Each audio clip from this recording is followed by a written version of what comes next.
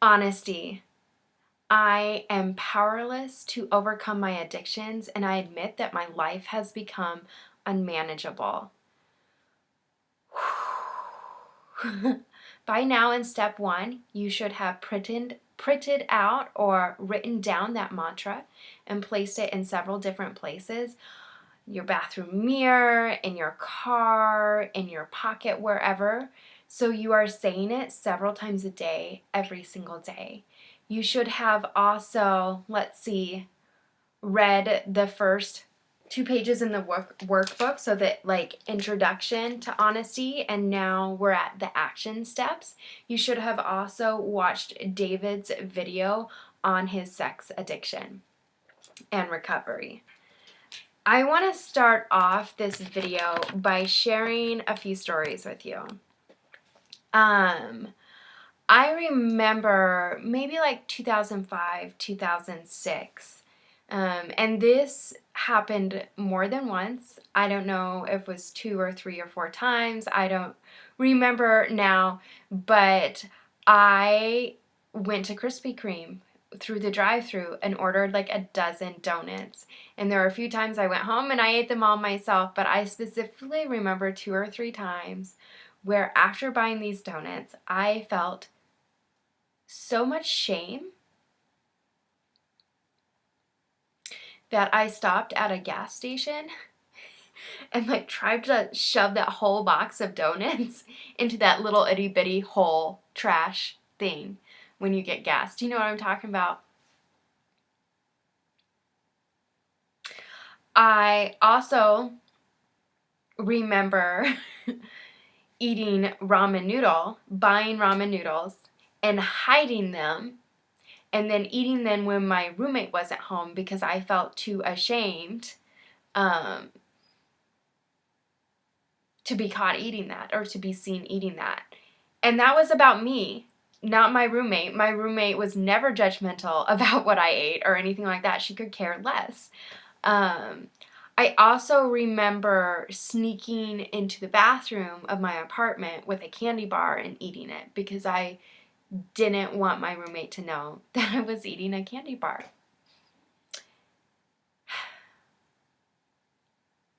It makes me so sad to think about these things now. But I also feel so empowered to think about these things now because these are things that I've done years ago and I haven't done anytime recently. That's not to say that I never feel any kind of shame surrounding my relationship with food, but pretty much I hardly ever do now. Because I have worked through this process, what you're working through, several times. The first time I did an addiction recovery program with food was actually in 2007. And I think I've done it 4 times specifically with food since then. And honestly, like, I'm affiliate with Beachbody. I love their programs and I think that they do work if you use them. But so many of us don't use them, or whatever it is, to their potential because we haven't done this emotional work, the deep, hard emotional work on the inside. And that's what this addiction recovery group walks us through. And so I'm so glad that you are here. And so I want to actually walk through the workbook a little bit and through some of the things in the video, David's video, and then talk about our journaling at the end of that. So honesty is step 1. Some things that we talked about, I just shared those stories with you. And in the workbook, it says we tried to minimize or hide our behaviors. We plunged into greater and greater isolation, separating ourselves from others, especially from God.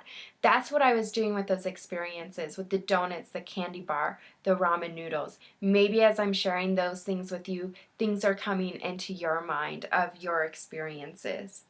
When we as addicts resorted to lies and secrecy, hoping to excuse ourselves or blame others, we weaken spiritually. I really believe that. I can think of times when my mother said something, about my eating or about my body when different friends who were just eating healthy were trying to be helpful because I wanted to change. So I had this roommate for 3 years, I think, who she actually is a personal trainer, and she was like, hey, I'll train you for free, no big deal. And I really wanted her help, and I would a few times, but I would get so frustrated with her and like angry at her when really she did nothing else. I was just trying to criticize and blame other people instead of taking ownership and being honest with my addiction, with my struggles with food. Says in the reading it says, we admitted that nothing we had tried on our own had worked. You guys, I had personal trainers. I had a nutritionalist. I lived with a personal trainer. I did so many of those cleanses. I did like that lemonade cayenne pepper cleanse.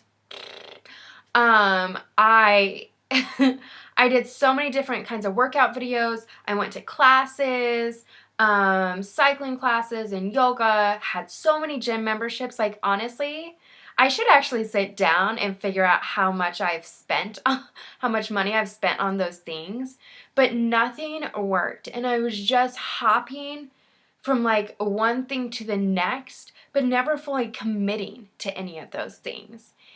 And the reason I never fully committed is because I was never completely honest with myself about what was going on with my relationship with food. Let's see. And it says here that we are robbed of our self-worth. And that's, oh my goodness. It was like, oh, men aren't attracted to me, or I'm not lovable because I can't stop shoving these foods in my mouth. Like, my self-worth, I don't think anything has impacted my self-worth to its detriment as much as my relationship with food. Not even, my abusive relationship can't even touch this. It can't even touch this, okay? Nothing has had like greater influence or impact on my negative self-worth than my relationship with food. Honesty. You know, I want to hop over to David in his video. He said, I ran my life into the ground because I couldn't stop. Now, I don't have a ruined marriage because of this, or less contact with my children, or a huge, great spiritual divide from my God because of this. But I do have some. But mostly it's a divide from myself. And when I'm divided from myself, I definitely am divided from God. But I've been at that place when I was bawling in my car, shoving fast food in my mouth. What is wrong with me? Why can't I stop? Or when I'm bawling, shoving those donuts in that trash can. You know, I felt so out of control, just completely out of control. And then David shares that experience where he felt the Spirit come to him and say, if you can do this, meaning be honest about your addiction, I will change you. I will change you. That is my testimony. That's what I want to share right now and be a witness of. Christ can change us. You have already taken the first step, and that's to show up and be present and be here and be honest. And because of that, He is already beginning to change you. Can you feel it? Can you feel it? Okay, now we're going to move into action steps. That's what this video is about, is the action steps. And I'm going to read a little bit here. It says at the very beginning, even though people's addictions are different, some truths, like this one, never vary. Nothing begins without an individual's will to make it begin. That's what we were just talking about. Like, as soon as we say, like, hey, this is it, I'm being honest with myself, that's when Christ can say, okay, like, finally you're ready, I'm here for you, I got you. People say individuals finally become willing to abstain when the pain of the problem becomes worse than the pain of the solution. Have you experienced that? If so, would you share a little bit about it with us? Then on the back, this is one of my favorite things. On the bottom of this paragraph, there it says, you can consider how your actions undermine what you value. You can pray that the Lord will help you see yourself and your life as He sees it, with all your divine potential. And you can pray for what you risk by continuing in your addiction. So I remember it was in 2007 when I first started this. I was on a run with my friend Cami, and she was telling me about how she did this. And we were both doing this program surrounding food, our relationship with food. And she's like, I literally prayed.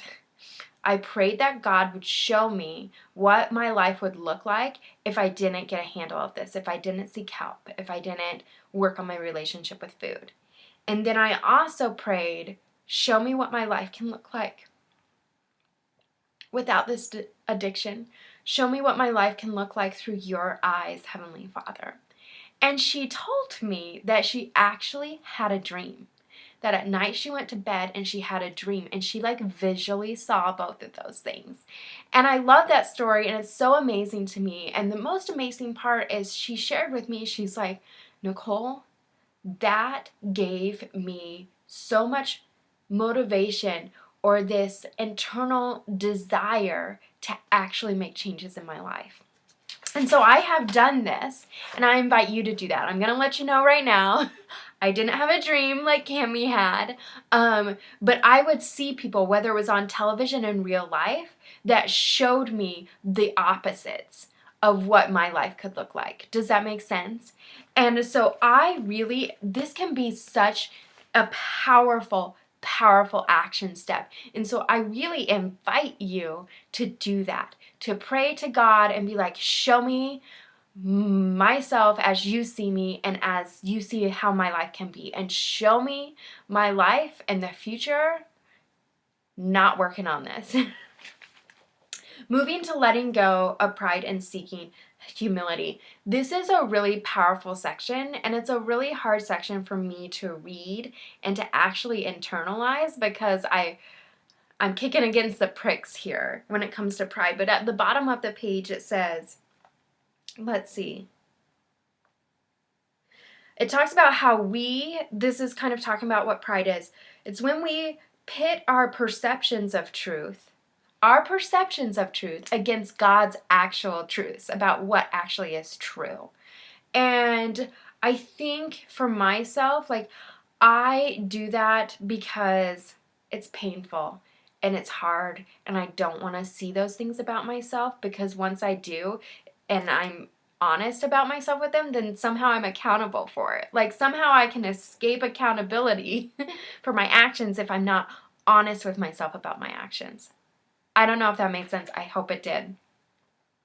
And then on the next column it says, admit the problem, seek help, and attend meetings. And I want to share a story with you about this paragraph that I'm going to read to you in my personal life that actually doesn't have to do with food. But it says, we pretended we were fine, full of bravado and excuses, but somewhere deep inside we knew.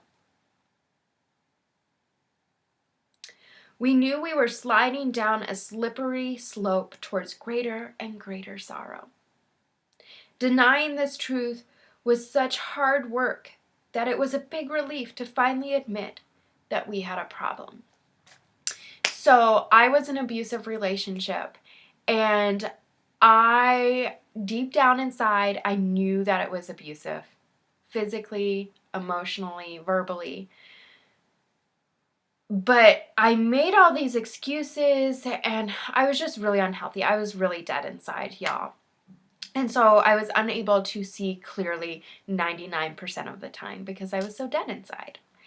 But I remember walking along the beach in Hawaii all by myself. And really, there had some things that had happened that just kind of like I couldn't ignore the truth anymore. And I really did admit to myself that the abuse would only intensify. It would only get worse as long as I stayed in the relationship. And that I couldn't deny the truth anymore. And denying it became such a hard thing, became harder than admitting and speaking the actual truth. And when I did speak the truth months later, and when I speak the truth about that relationship now, every single time there's a healing, there is a lifting. There is power in being honest and speaking the truth out loud and hearing it in our own voice. I admit that I am powerless to overcome my addictions and that my life has become unmanageable. Power. Relief. Is it hard? Is it painful? Yes. But there is power and there is relief. So it goes on to talk about attending your meetings. That's this group. Participate in this group. Participate. Your recovery is going to be a direct reflection of the hard work that you put in. Show up. Show up. The majority of the work, the healing work that you are going to do in this comes in the next section, study and understanding. It is the journal questions. I'm going to read to you this. It says, writing is a powerful tool for recovery. It will give you time to reflect. It will help you focus your thinking. It will help you see and understand the issues, thoughts, and behaviors surrounding your addiction. And it does this because when you write things down, when you journal, you're providing data for yourself, okay? When you write, you will also have a record of your thoughts, data. As you progress through the steps, you will be able to measure your progress. For now, just be honest and sincere as you write your thoughts, feelings, and impressions. So the journaling is always going to be the toughest part of this group.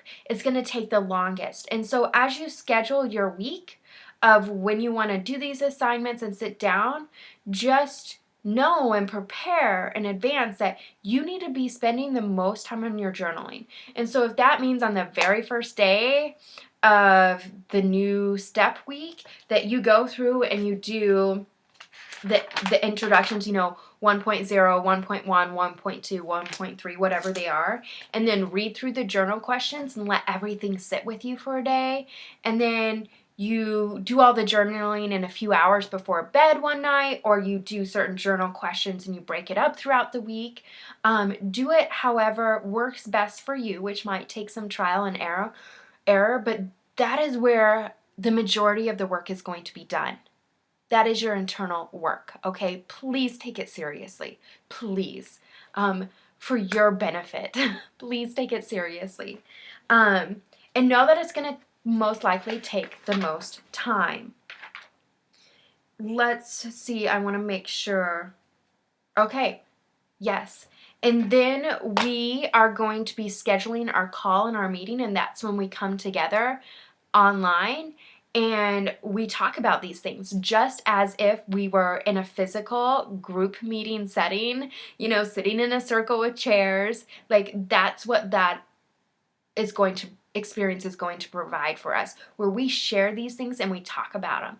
And this is the safe place, okay? This is a safe place to be so painfully, brutalfully honest with ourselves and with each other, because we are going to find healing and redemption as we share with each other. We are going to learn from each other, gain strength from each other, grow from each other. Okay?